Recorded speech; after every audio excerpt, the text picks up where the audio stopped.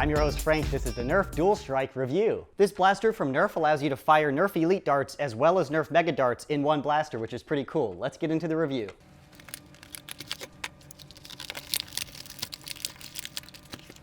Included is the blaster itself, 3 Mega darts, 3 Elite darts, and the instructions. Now to the externals and the function in a bit more detail, starting of course up with the front. The top 3 barrels are where you load up the Nerf Elite darts. It's a front loader, so you just push in the 3 Elite darts like that. And the lower 3 barrels are where you hold the Nerf Mega darts. If the large diameter isn't enough to give it away, they also color code them, red and orange. The blaster works on a smart air restrictor system, so there are 3 barrels and it only fires one at a time per Elite dart or Mega dart. It doesn't fire both of them at the same time, which you'll see in the firing segment, but it's a smart air restrictor system, so if you pull out these, it will only fire what's available. This is of course assuming you have the selector notch selected to the right ammo type. So the selector notch allows you to move the air power to either the Elite darts or the Mega darts by a little flick of the switch here.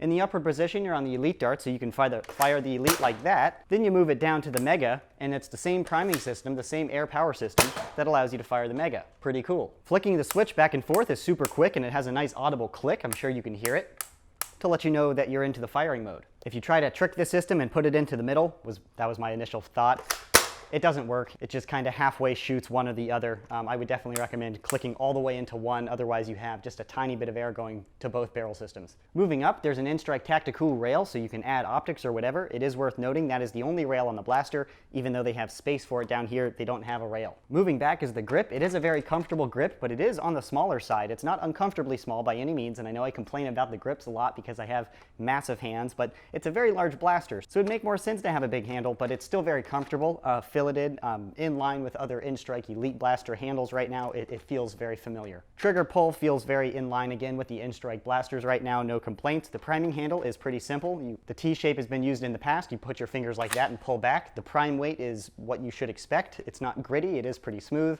No complaints or anything like that. Again, to fire, you front load the blaster, you select what type of ammo you want to fire, you pull back, and then you can fire.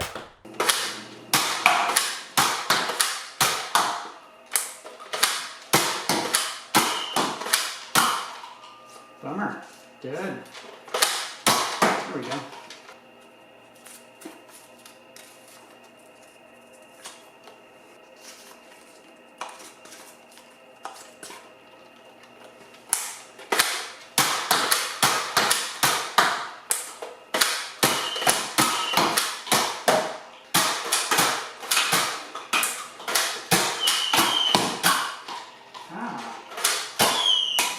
Firing the blaster is very fun. It fires how you would expect a single shot blaster to fire. Having 3 darts instead of 1 is pretty cool for the Mega. It's been done quite a few times on the Elite darts though. The firing velocity for the Elite dart portion is about average. It's around 70 feet per second, which is of course what you should be expecting from modern Elite blasters right now. However, the Mega darts shoot a little bit slower than the Mega alternatives right now. It's averaging around 60 feet per second, where most Mega blasters right now are shooting around 70 feet per second. It makes complete sense that the same air source is propelling the Elite darts and the Mega darts. The Mega darts are bigger, they're heavier, they take more energy to move. That's just basic physics. That's why the Mega propulsion systems are bigger than the Elite alternatives. Now to my opinion on the Dual-Strike. Overall, I personally don't see a place for this in my arsenal and how I approach the nerfing game.